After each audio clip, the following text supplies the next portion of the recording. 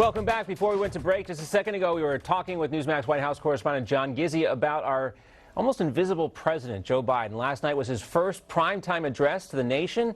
He's been in office for 50 days. So what's taken so long? For more on this and how Biden's invisibility compares to past presidents, let's welcome in New York Times bestselling author and presidential historian Craig Shirley.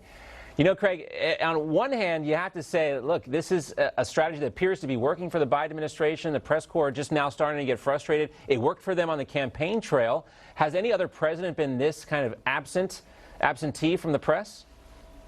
No, John, it's a good question. Not for the last 100 years has a president ducked the press for as long a period of time as Joe Biden. Some presidents used to hold regular press conferences, like John Kennedy used to hold weekly, bi-weekly press conferences when he was president, and then Jimmy Carter held frequent press conferences until he started running into trouble, and then he didn't hold many press conferences.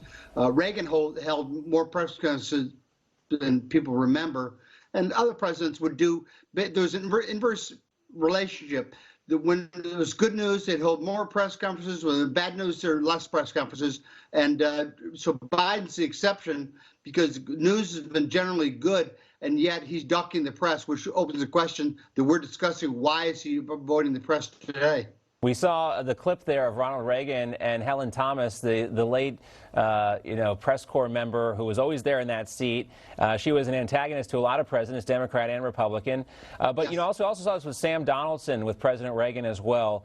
But this is the difference here with President Reagan and obviously President Biden is he turn these events around. You know, you think about the one, the Iran-Contra affair, when he had to come out and apologize, and the way he turned that around. You know, and if you're handling Biden as a press secretary or communications pro, you don't want him out there dealing with those types of questions.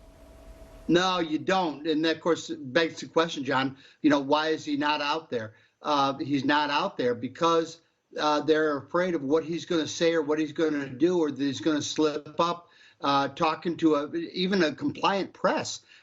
They're still scared of the compliant this lapdog press that he's got working for him, and so that really begs the question: what is he so afraid of? He's afraid, obviously, of what we're talking about today, which is that he'll slip up and that he's a victim of his own maybe his own mental acuity. Yeah, well, there was a time, Craig, when the press corps would cover for presidents. We saw that, from a dignity, I think, standpoint with President Roosevelt when he was in a wheelchair. A lot of the press didn't really delve into his health. We also saw that in a more kind of salacious way with President Kennedy and all his trysts. The press corps covered for him.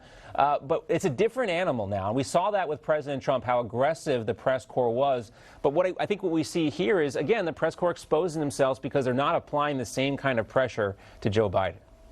No, you're exactly right, John.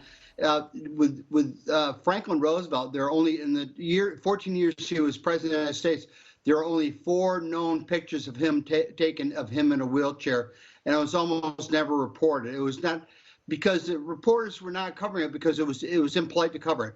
And of course, John Kennedy infamously had many affairs while he was president, and the press covered that up as well. It was only, you're right, that the press has become more aggressive in the modern era, especially, I might point out, with Republican or conservative presidents, right.